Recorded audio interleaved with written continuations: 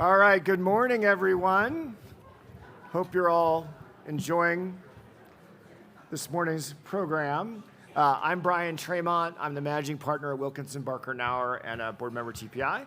And it is my pleasure to welcome Commissioner Gomez to the stage yet again. We appreciate you always being here for us. So not much is going on, really, this morning. Kind of a slow news day, you know. So why don't we go ahead and address the elephant in the room.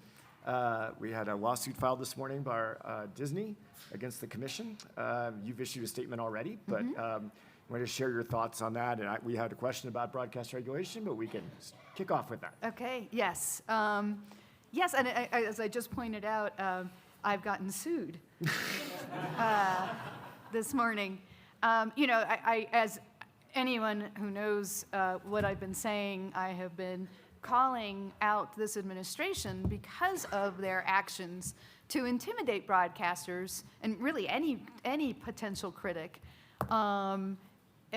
based on the content of their broadcasts, on their editorial decisions. And I've been calling on the broadcasters to push back and to defend their First Amendment rights. And I'm very glad to see Disney has stepped up and shown courage and has now challenged this FCC's unconstitutional actions against it. And just your statement touched on this a little bit, but what are the, and maybe this goes to actually the second part of the original drafted question, what is the commission's proper role and where do you think they're straying from that proper role in broadcast regulation? Well, our proper role is really more technical, right? We want to make sure that licensees have the licenses in order to serve their communities. And there are some areas where the FCC does in fact regulate that are properly within its authorization under the Communications Act. You know, children's programming, some transparency in political advertising, for example, or making clear what's an advertisement versus regular programming. But where we are straying, and when I say we, I mean the FCC, is in content regulation that is really a violation of the First Amendment. The Communications Act actually prohibits us from censoring broadcasters, and that's just an add-on to our constitutional obligation. And this FCC has been using a nebulous public interest standard in order to basically threaten broadcasters regarding the content of their broadcasts. And that is where we are straying beyond our constitutional and our Communications Act authority. Very good. The last panel talked a little bit about this, but the role of a minority commissioner. Obviously, the Humphreys executor precedent's been overturned in the Slaughter case. What is lost if it's just a majority, or sorry, if the president's party controls all the seats? And what do you think, why do you think it's important that there are minority commissioners? Commissioner Olhausen this morning talked about that when the commission votes in a bipartisan way, they're more likely to be sustained later in court, for example, at the FTC. But why is this so important? I love Commissioner Olhausen. So stipulated. Yes. So when Congress created the predecessor to the FCC, it was the Federal Radio Commission. Yep. It considered having it be part of the executive branch, and the executive branch actually pushed back on that. And they said it's dangerous to have the entity in charge of the most important communications medium at the time, which at that time was radio, being controlled by the whims of one person. And so it created a multi-member, multi-party commission in order to ensure that you didn't have that much control over our airwaves. Now, there's that. I think for First Amendment purposes, it's very important that we maintain the multi-member, multi-party structure that we have. And we have had now a year and a half of proof of why that is so important. What minority voices bring is an important contribution to the discussion, and I do think it brings better outcomes.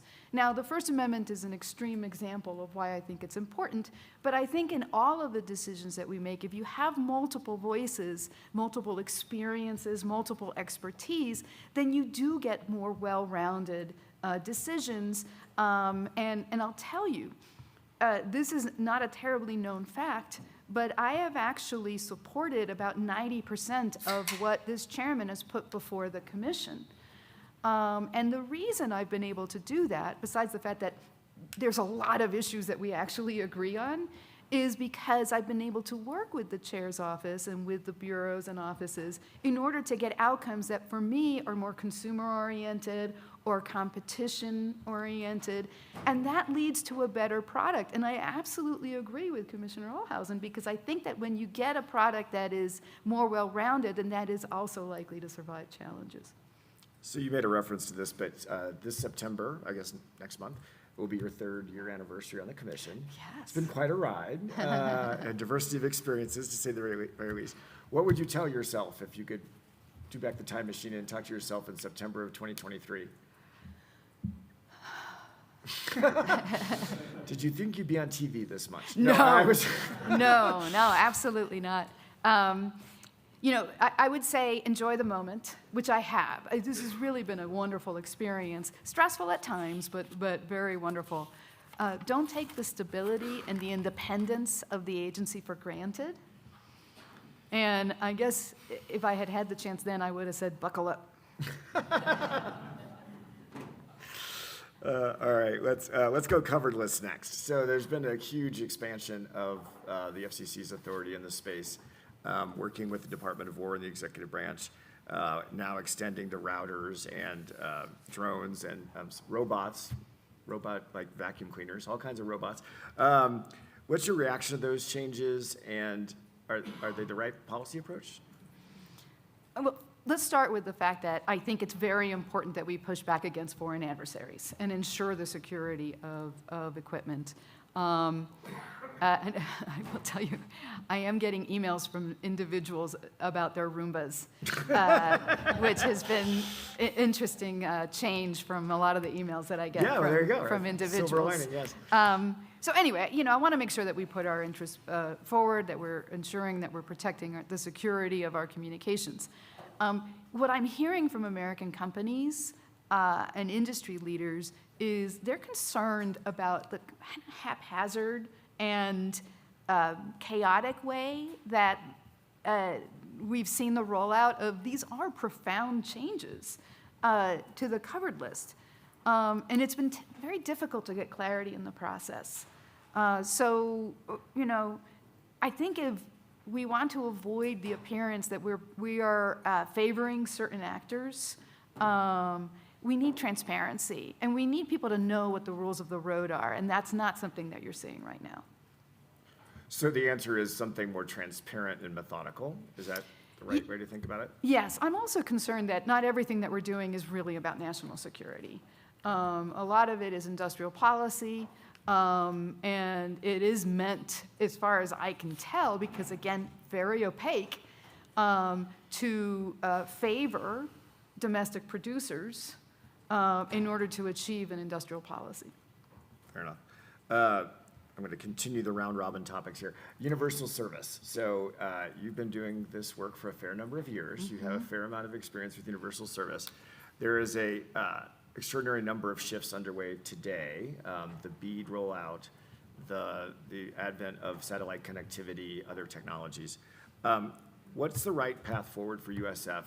Mm-hmm. Maybe we start with high cost, but I think it's across all 4 programs at this point. Yeah. So fun fact, I presented as the staff chair of the Universal Service Joint Board the notice of proposed rulemaking on the Universal Service Fund in 1997.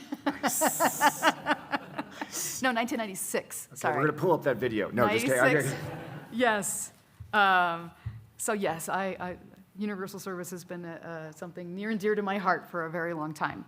I think Universal Service is a very important program. It has been enormously successful. And I worry a little bit about this advocacy of, well, we don't need it anymore because we've had all this deployment, including by the LEOs. Because universal service is not just a picture in time, and it's not just about deployment. It's also about maintaining the services. The high-cost services are very difficult to operate. They're very difficult to fund because these are not areas that are really have the economic incentive for companies to just serve. But there's also something that we keep forgetting, and that is that what universal service gives us is the comparable rates between urban and rural. And if we lose that, I worry about what's going to happen to a lot of communities that may be subject to price hikes that make it impossible for them to afford the service. I'm also a little bit worried that we are relying a little too much on LEOs to claim that we have successfully now deployed everywhere. Until it is proven to me that they have the capacity and the latency able to serve in our artificial intelligence economy, then I'm not convinced that that is in fact the answer. I'm not saying it isn't an answer, because there are parts of the country where fixed wireless and satellite, and I know I was talking about satellites before, are going to be important technologies to ensure connectivity. I just worry that we don't oversell what it is that they can do and how much capacity they have to serve throughout the country. Finally, we really need to focus on sustainability. These networks are not going to be sustainable if they're not affordable. And a lot of the areas in which it's hard to serve to begin with because it's uneconomic, it's also hard for these for the consumers to afford it. Yeah. And I keep saying, if we don't pay attention to the affordability piece of this, we're going to be building a bunch of bridges to nowhere, because they won't be sustainable. So I think that universal service still has a very important part of our broadband economy, our AI economy, our digital economy, to make sure that every community is supported. One quick follow-up. I didn't ask about it, but I'm going to follow up on it now. Contributions. In '96, when you presented that item, I don't remember what it was, but it was less than 10%. I think it was maybe around 5-6%. Yeah. We're now at a very different high number, and there are concerns about how regressive it is in terms of who it hits consumer-wise. What's the answer there in terms of how you think about it? I will say this, yes, we absolutely need contribution reform. It's something that the FCC has been grappling with for years. Right now, we're seeing the bipartisan bicameral working group in Congress, the Universal Service Fund Working Group, and they have put forward some solutions that I think would be very helpful to making the fund sustainable, including an affordability component, but also for contributions. And I'm really hopeful that they move forward with those discussions so that we can get some action soon. All right, let's stay on Congress for a second. We had our congressional panel this morning. We obviously have an election coming up in November. It's possible that one of the houses will flip. Anything's possible, could be both. What advice would you have to a new Democratic committee chair in terms of what they should focus on? Well, first of all, I would not, unless asked, but we do provide technical assistance. Well, first of all, I would say the committees of jurisdiction should start by exercising their oversight authority. There's many ways in which we've seen this commission overreach its authority, particularly on the First Amendment side. I think it would be good for the committees to hold the FCC to account on those matters. On the policy front, I would advise the Congress to refund public media. We are seeing a level of consolidation that we haven't seen in a long time. We probably will continue to see so. We'll see where the litigation goes on all of that. And what we're going to lose is the local service to communities. And public media is actually an excellent source of service for communities, and if we lose them, it's just a shameful loss. I also think that Congress could, on a bipartisan basis, examine the integrity and structure of independent agencies post-slaughter and determine how to statutorily strengthen those institutions and to codify protections for multi-party bodies. It's a good list for them. They'll be busy. Yeah. You talked about your previous experience with Universal Service. Another area where you spent a lot of time is international issues. 40 of my friends and I sat around a table last night talking about the upcoming World Radio Conference. What approach should the government be taking to the next WRC based on your long experience, and what are the key issues we should be focused on? My long experience. Thank you. Yeah, I'm sorry I missed that discussion. I'm sure it was excellent. Honestly, I found the conversations here to be really, really interesting. So I apologize if what I say is repetitive or inconsistent with whatever was discussed last night. You know, this upcoming WRC is really interesting because it's so satellite-centric. And part of what's so interesting about it is how much the other countries, very vocal countries at the WRC are basically trying to slow our roll. They want to slow us down. They're nervous on a lot of fronts about how quickly we have deployed, particularly the LEOs.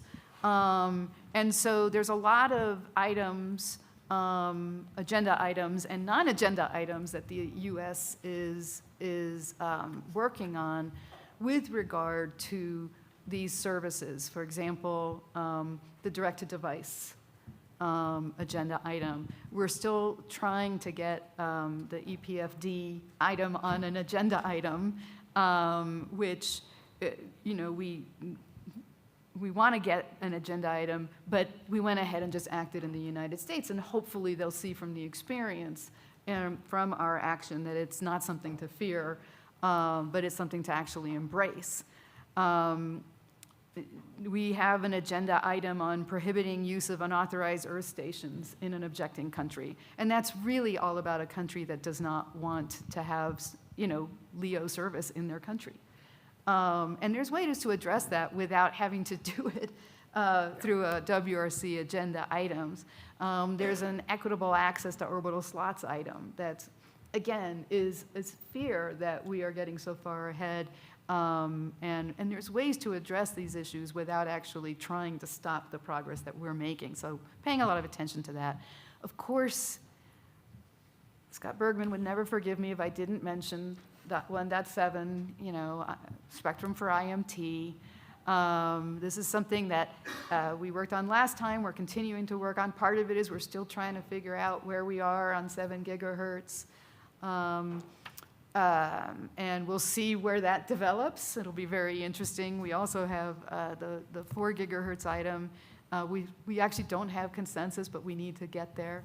And then there's my favorite item, because I'm such a nerd. I'm excited. This is the lunar communications item. Well, now you made Jennifer Warren's conference. So there you go. That's good. So you got Scott, you got Jennifer. That's at least 2 that you got. That's good. Isn't it a great item? You know, I mean, it's just, when I talk to kids about what we do at the FCC in the international context, I always mention the lunar communications because it's just interesting. So we're going to start with the Space Research Service initially, so like NASA and how they can use, and we need to establish a framework for how you do that. It's a really, if you think about it, just a fascinating issue about how do we allocate spectrum in space. And if you do international, you know there's regions, and it's not a regional thing, and so how do we do this? So it's really fun and interesting. Eventually, when we're looking at commercialization in space, this is where we really need to get an answer. So it's by far my favorite item. Sorry, Scott Bergman, but just because it's just such a nerdy thing, and sorry NASA too for saying that, but it's forward thinking, and I think it's just a terrific item. All right, one exit question. Something the FCC is not focused on, or I didn't ask about, that should be a topic. Well, I've said it before already. I really wish that we were I would say first, I wish we were more focused on consumers, other than robocalls, of course. But really affordability. I think we really need to think about this as we move forward with funding so much deployment and to making sure that we have sustainable communications for all. Excellent. Round of applause for Commissioner Gomez. Thank you for joining us. Thank you.